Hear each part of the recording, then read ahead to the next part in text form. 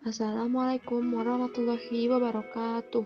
Halo teman-teman, kami dari kelompok 1 akan mempresentasikan perencanaan usaha kerajinan karpet kopi dari limbah plastik. Mohon disimak ya teman-teman. Di sini saya akan membacakan hasil dari analisis SWOT. Yang pertama ada strength atau kekuatan. Karpet ini memiliki tipe yang khas dari karpet yang lain. Bahan baku yang digunakan untuk membuat karpet ini mudah didapatkan. Karpet ini terbuat dari bungkus kopi yang berbahan dasar plastik, sehingga tahan terhadap air. Karpet ini dapat didaur ulang atau diperbaiki apabila ada bagian karpet yang sudah rusak. Karpet ini merupakan karpet daur ulang yang ramah lingkungan dan dapat mengurangi sampah plastik. Yang kedua ada weakness atau kelemahan. Karpet ini tidak memiliki banyak model dan variasi karena memang hanya dibuat dari bungkus kopi. Corak dan warna yang ada pada karpet ini pun terbatas karena hanya menyesuaikan corak pada warna bungkus kopi. Yang ketiga ada opportunity atau peluang. Bahan baku yang dibutuhkan untuk membuat karpet ini mudah dan banyak ditemukan. Produk karpet ini masih jarang diproduksi sehingga peluang untuk mengembangkan usaha cukup besar dan memiliki sedikit pesaing. Yang terakhir ada threats atau ancaman. Masyarakat luas banyak yang belum tahu tentang karpet ini. Karpet dari bungkus kopi ini kurang populer jika dibandingkan dengan karpet lainnya. Oke, baik. Selanjutnya, kita akan membahas mengenai sumber daya usaha atau yang kita kenal dengan istilah 6M pada usaha pembuatan karpet kopi. Kita akan bahas satu persatu. M yang pertama yaitu man atau tenaga kerja. Nah, tenaga kerja yang kita perlukan dalam usaha produksi karpet kopi itu kurang lebih memerlukan 7 orang yang terbagi ke dalam 3 bagian. Bagian yang pertama yaitu bagian produksi. Pada bagian produksi ini kita membutuhkan kurang lebih 4 tenaga kerja. Yang pertama, tenaga kerja untuk membersihkan bungkus kopi. Yang kedua, tenaga kerja untuk menggunting bungkus kopi. Yang ketiga, tenaga kerja untuk melipat bungkus kopi. Yang keempat, tenaga kerja untuk menganyam bungkus kopi menjadi karpet. Nah, bagian kedua itu bagian distribusi. Pada bagian distribusi ini kurang lebih kita memerlukan 2 orang tenaga kerja. Yang pertama, tenaga kerja untuk memasarkan karpet kopi di pasar lokal. Lalu yang kedua, tenaga kerja untuk memasarkan karpet kopi di media sosial. Lalu bagian yang terakhir, bagian yang ketiga, yaitu bagian administrasi. Nah, tenaga kerja yang kita perlukan 1 orang, yaitu untuk mencatat pemasukan dan pengeluaran dari hasil produksi karpet kopi. Selanjutnya, M yang kedua yaitu money atau modal.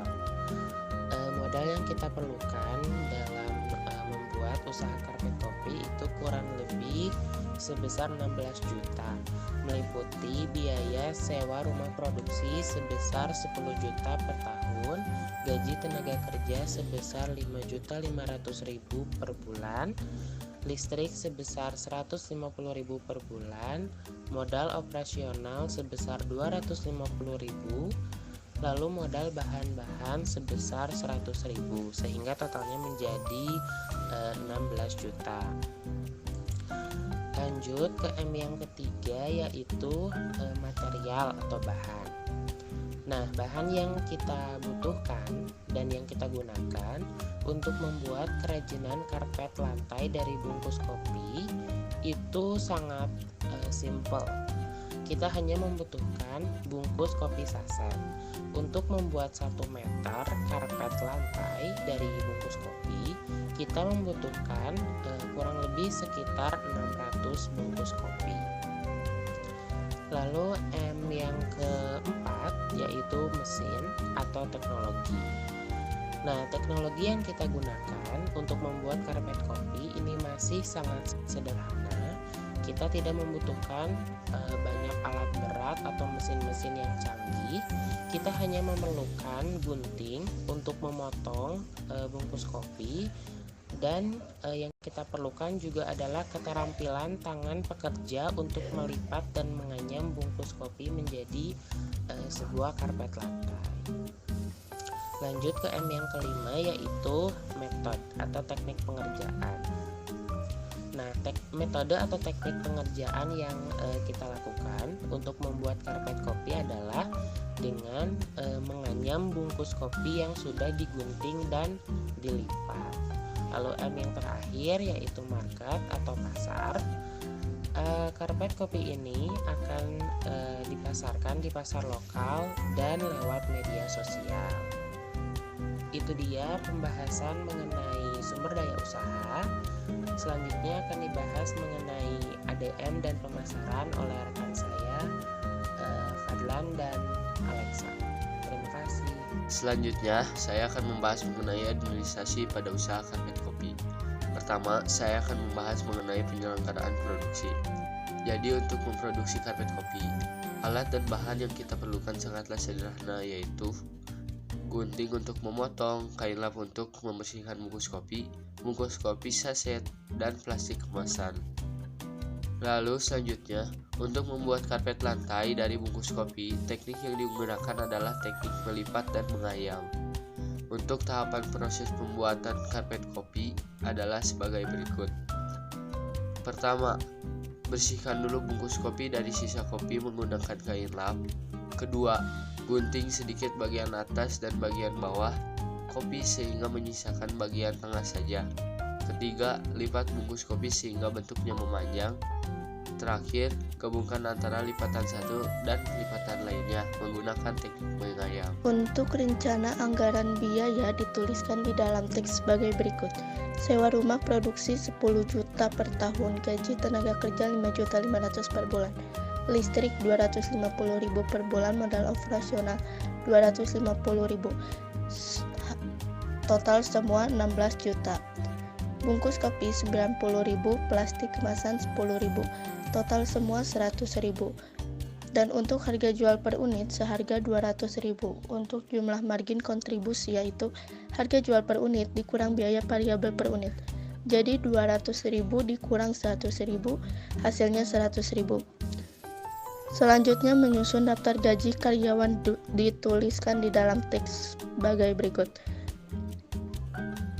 Bagian membersihkan bungkus kopi seharga 500.000, bagian memotong bungkus kopi 500.000, bagian melipat bungkus kopi 500.000, bagian menganyam bungkus kopi 1.500.000, bagian distribusi 1 juta, bagian administrasi 1.500.000.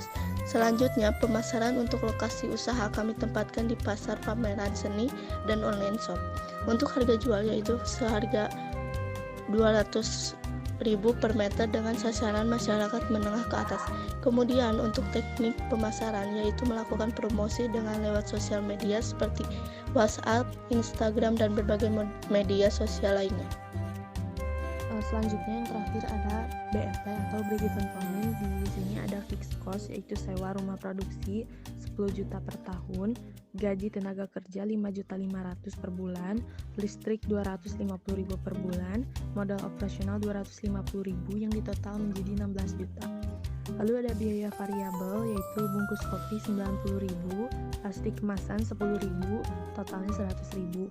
Harga jual per unitnya 200.000, margin kontribusinya harga jual per unit dikurangi biaya variabel per unit, hasilnya 100.000. Maka diperoleh BEP unit, fixed cost dibagi harga jual, lalu dikurangi biaya variabel, jumlahnya 160 unit. BEP rupiahnya, fixed cost dibagi harga jual, dikurangi biaya variabel, dikali harga jual, yaitu 32 juta. Lalu ada BEP laba, yaitu fixed cost ditambah target laba dikurangi price dikurangi variable cost. Jumlahnya 160 unit atau 82.500.000.